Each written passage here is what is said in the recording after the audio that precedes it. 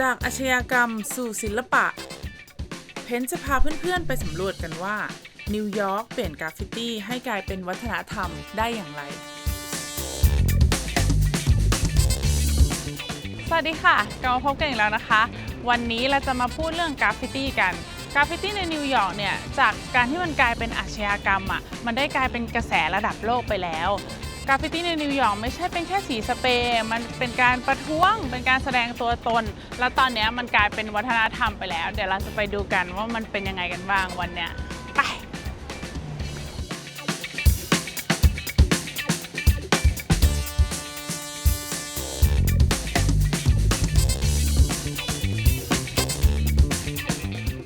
ตอนนี้เราอยู่กันที่ The Houston Bowery Wall นะคะกำแพงนี้ตั้งอยู่ที่ย่าน Lower East Side อยู่ที่ถนนHouston แล้วก็ตัดกับ Bowery เลยกำแพงนี้เป็นที่โด่งดังขึ้นมาได้ตั้งแต่ยุค 70 เนี่ยคีธ แฮร์ริงเนี่ยมาเพ้นท์กำแพงนี้พอกำแพงนี้โด่งดังขึ้นมาปุ๊บใช่ไหมเจ้าของกำแพงเขาก็เลยตัดสินใจว่าเขาจะให้แบบศิลปินจากทั่วโลกเลยที่มีเมสเสจที่ทรงพลังมีความหมายแล้วก็ให้ความหวังกับสังคมเนี่ยออกมาแบบทำกราฟฟิตี้ที่นี่ผัดเปลี่ยนกันหมุนเวียนกันมาทุกปีเดี๋ยวเราไปดูกันว่าในย่าน Lower East Side เนี่ยมันมีที่ไหนที่เด็ดๆอีกบ้างไป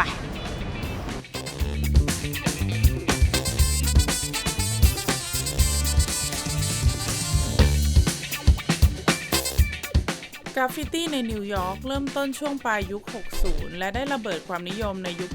70 จุดเริ่มต้นมันง่ายมากก็คือแค่เขียนชื่อตัวเองเด็กๆจากในเดอะบรอนซ์บรุกลินควีนใช้สเปรย์หรือปากกามาร์กเกอร์เขียนชื่อตัวเองลงบนขบวนรถไฟใต้ดินชื่ออย่างทากิ183หรือลีที่เป็นกราฟฟิตี้รุ่นแรกของนิวยอร์กได้กระจายไปทั่วทั้งเมืองผ่านรถไฟใต้ดินที่วิ่งวนไปรอบๆเมืองตอนแรกที่มันเกิดขึ้นเขาก็ไม่ได้มองว่ามันเป็นเรื่องของศิลปะด้วยซ้ำนะคะแต่มันคือการแสดงตัวตนในเมืองที่มองข้ามพวกเขาไปสำหรับวัยรุ่นผิวสีจำนวนมากมันคือการเป่าประกาศว่าเรามีตัวตนอยู่ที่นี่ค่ะ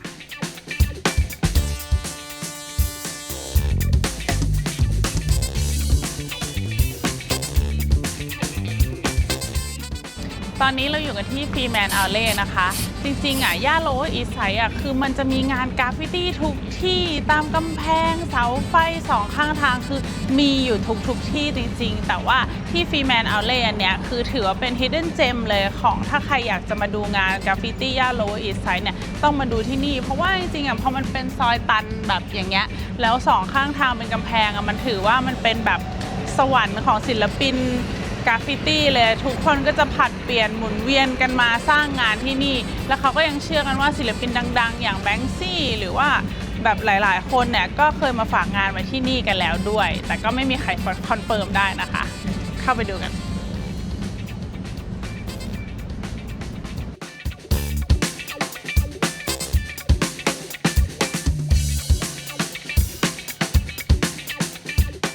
สำหรับคนที่มองมากราฟฟิตี้อาจจะดูเหมือนความวุ่นวายไร้ระเบียบแต่สำหรับศิลปินเองแล้วมันคือรหัสลับหรือภาษาของท้องถนนแต่ละแท็กมีความหมายในตัวของมันผลงานบางชิ้นสะท้อนความภูมิใจ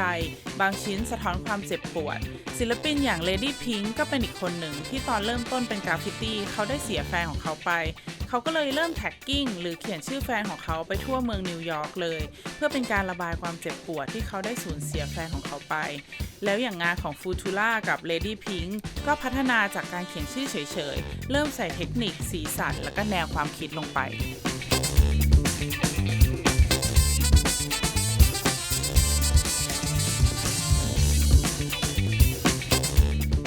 นอกจากในแมนฮัตตันเนี่ยในนิวยอร์กเนี่ยกราฟฟิตี้มันก็ลามไปทั่วเดี๋ยวเราเข้าไปดูในบรุกลินกันบ้างว่าเป็นยังไง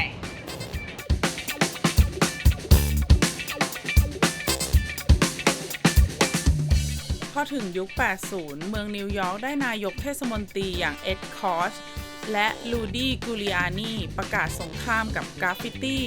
รถไฟถูกล้างสีใหม่ผนังถูกทาสีทับศิลปินหลายคนโดนจับแต่ว่ากราฟฟิตี้ดันไม่ได้ตายไปค่ะมันเปลี่ยนรูปแบบเฉยเลยศิลปินเอาทักษะจากผนังไปลงผ้าใบแล้วก็เข้าสู่แกลเลอรี่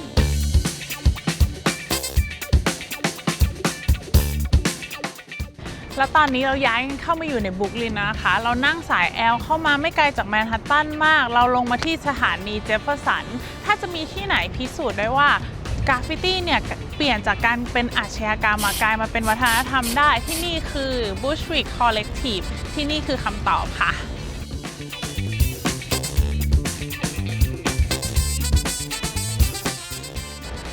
แล้วตรงมือมีแบบโดนตอกด้วยข้างนี้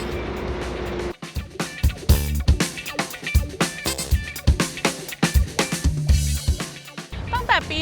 2012 นะคะคุณโจเซฟ ฟิลาโรล่าเนี่ยอยากจะเปลี่ยนภาพลักษณ์ชุมชนในบูชวิกตรงเนี้ยที่มีแต่โรงงานโกดังเก็บของน่ากลัวเนี่ยให้กลายเป็นชุมชนที่มีชีวิตชีวาขึ้นมาเขาก็เลยได้ทำให้มันถูกกฎหมายนะคะแล้วเขาจ้างกราฟฟิตี้จากทั่วโลกเลยที่มีข้อความที่ดีมีพลังเนี่ยมาเพ้นท์กำแพงโกดังต่างๆแถวๆเนี้ยให้กลายเป็นแบบแกลเลอรี่กลางแจ้งขึ้นมาเลย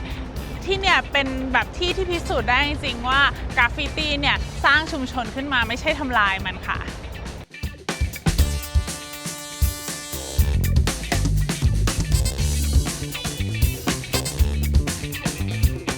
และทุกวันนี้กราฟฟิตี้ก็ไม่ใช่แค่การต่อต้านอีกต่อไปแต่มันกลายเป็นธุรกิจระดับโลกศิลปินอย่างแบงค์ซี่และคาวขายผลงานได้เป็นล้านๆบูชวิกเปลี่ยนย่านทั้งย่านเป็นแกลเลอรี่กลางแจ้งสตรีทอาร์ตมีอยู่ทุกที่บนกำแพงโฆษณาแฟชั่นมิวสิกวิดีโอรองเท้าผ้าใบบางคนถึงกับตั้งคำถามว่ากราฟฟิตี้ยังเป็นของจริงอยู่ไหม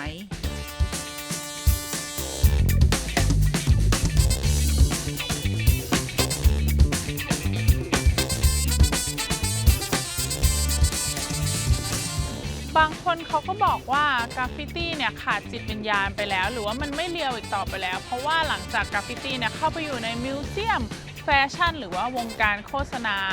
มันก็กลายเป็นเหมือนกับเป็นเรื่องธุรกิจไปแล้วอะค่ะ